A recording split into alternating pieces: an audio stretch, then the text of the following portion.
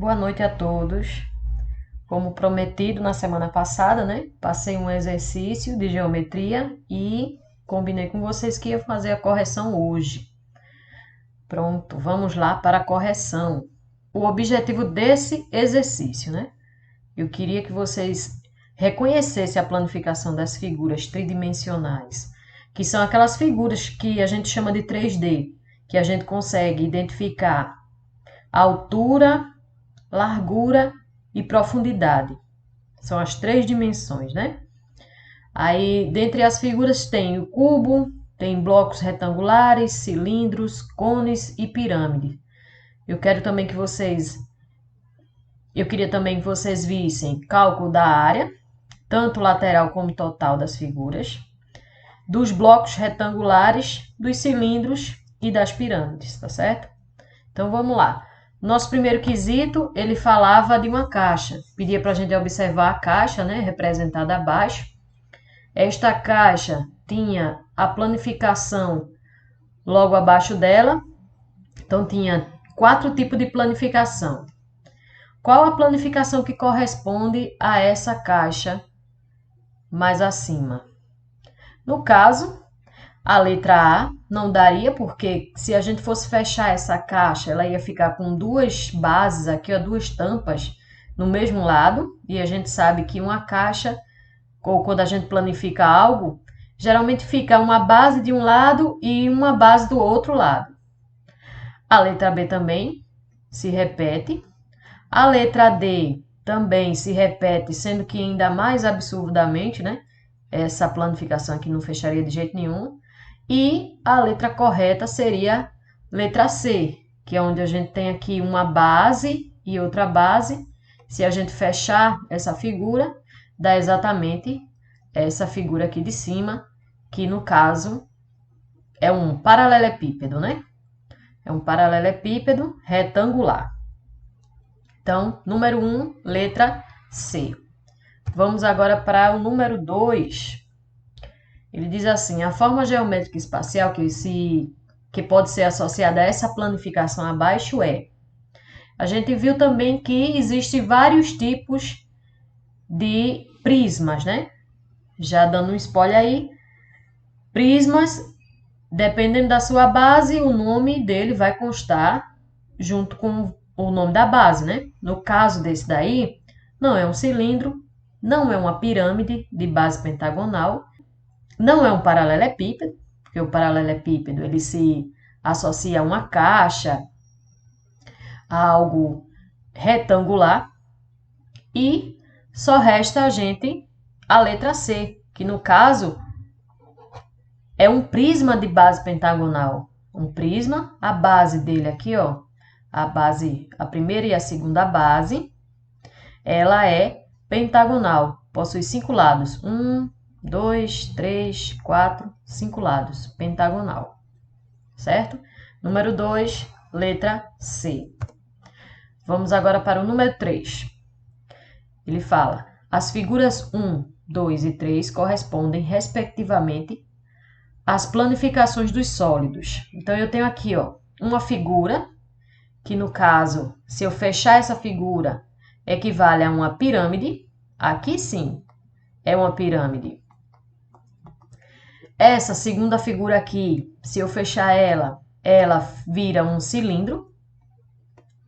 E essa última figura aqui, que tem todos os quadrados aqui iguais, se eu fechar ela vira um cubo. Então, qual a alternativa que eu tenho? Pirâmide, cilindro e cubo. Letra B.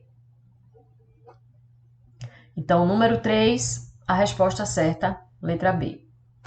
Vão corrigindo aí. 4. Observe abaixo o modelo de um cubo. O cubo ele tem 11 planificações diferentes. Então, existem 11 maneiras diferentes de se planificar um cubo. E por meio dessa dobradura, identifique dentre essas alternativas abaixo essa planificação. Qual a planificação que daria certo se eu fechasse? A letra A, eu creio que não fecharia, não fecha. A letra C, muito menos. A letra D também não fecharia, não viraria um cubo. Só resta a alternativa B. que é o que a gente sabe que se eu for fechar aqui, ele dá exatamente o cubo aqui em cima. Número 4, letra B. Número 5, vamos lá. O número 5 é interessante, porque ele fala no valor de π. Vocês já viram esse símbolo? Π, ele tem um valor fixo. Π vale 3,14. Claro que o número de π é bem maior, né? Depois eu mostro a vocês. O número de π é praticamente infinito. Mas a gente utiliza apenas 2 números depois da vírgula. Então, a gente considera π um valor de 3,14. Deixa eu colocar aqui. 3,14 é o valor de π. Ele fala o número de π em relação à constante entre o comprimento da circunferência e o seu diâmetro. Observem as circunferências. Eu tenho aqui 3 circunferências de tamanhos distintos, né? De tamanhos diferentes. Tem uma maior até uma menor e uma média, né? Agora assinale a alternativa correta. Quais os enunciados que ele traz aqui? O valor de π na circunferência 1 é maior do que na circunferência 2 e 3? Presta atenção no que ele está perguntando.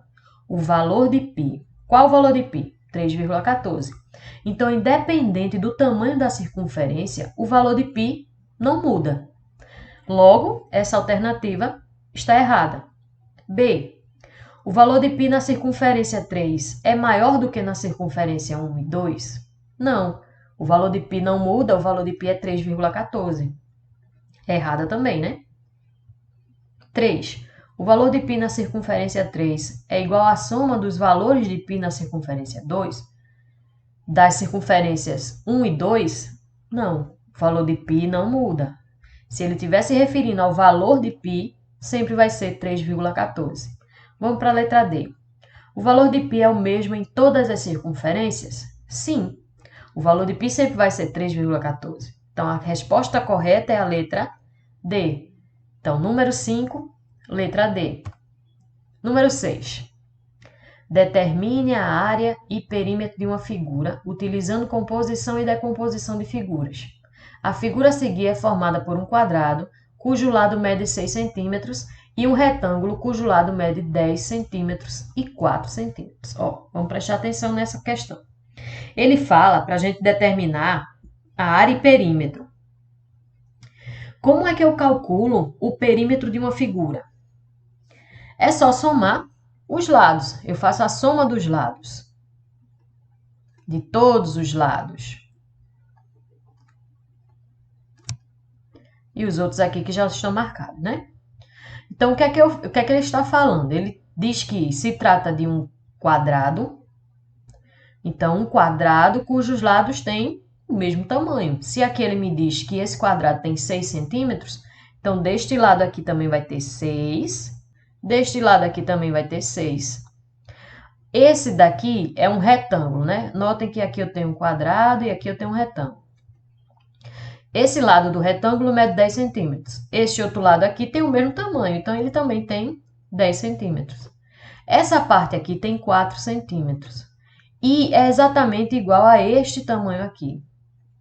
Esse lado do quadrado tem 6, mas esse pedacinho aqui tem 4. Então, eu faço o seguinte, eu tiro o 4 de dentro do 6, eu faço 6 menos 4 e me sobra 2.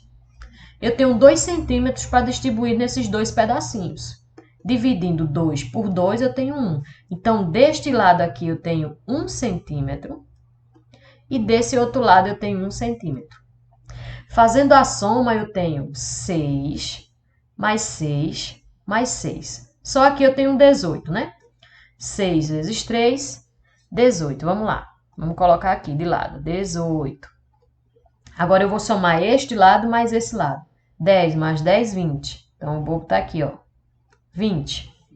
Este lado tem 4. E aqui eu tenho mais 2. Se eu tenho 2 aqui, mais 4, dá 6, né? Agora a gente já dá para somar, né? Vamos lá, vamos somar.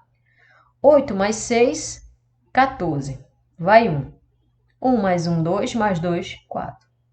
Logo, o perímetro dessa figura é de 44 centímetros. No caso, letra B. Número 6, letra B. Vamos para número 7. Mais uma figura para a gente calcular aí a área, né? A seguinte figura representa o salão de festa de um clube formado por 4 lados iguais, a 6 metros. Para a reforma desse espaço, o orçamento do trabalho de um pedreiro vai depender do valor do perímetro e da área do salão. Então, assinale a alternativa em que mostra, e nessa ordem, né, corretamente e nessa ordem, a medida do perímetro e da área em metros quadrados. Então, primeiro eu vou ter que achar a medida do perímetro e depois a medida da área, para então colocar aqui entre as respostas.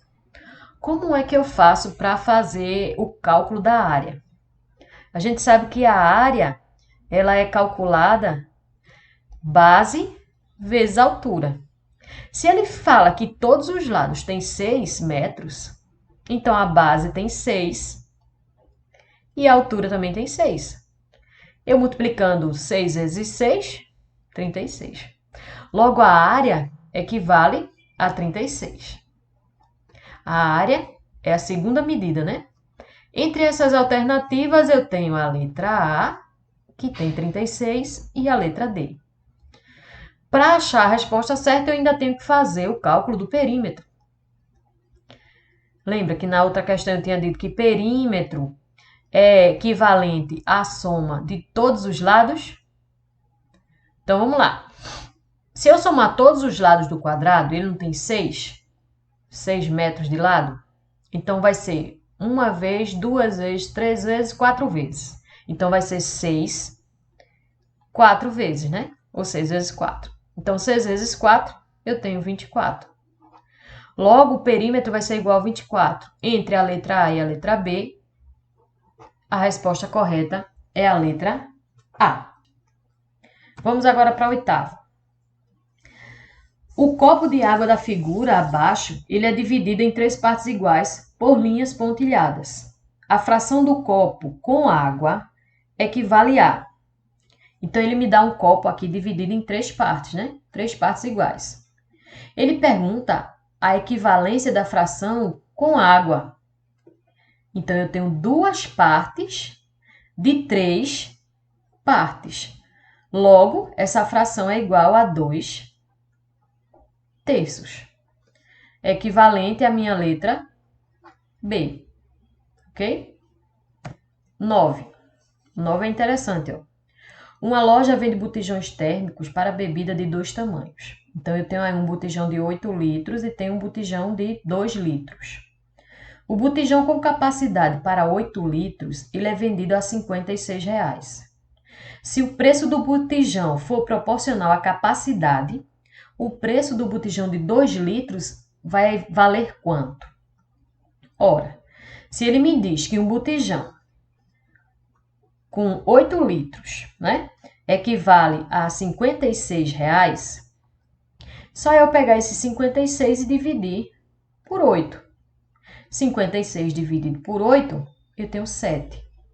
Esse 7, ele equivale a cada litro do botijão. Cada litro. Se eu estou vendendo um botijão que tem apenas 2 litros, só eu pegar esses 2 litros e multiplicar pelo valor de cada litro, que é 7. Logo, 2 vezes 7 eu tenho 14. Então, um botijão que tiver 2 litros, o valor de venda dele será de R$ 14. Nesse caso, letra D. Vamos para a última. Aqui é uma questão só de raciocínio lógico mesmo.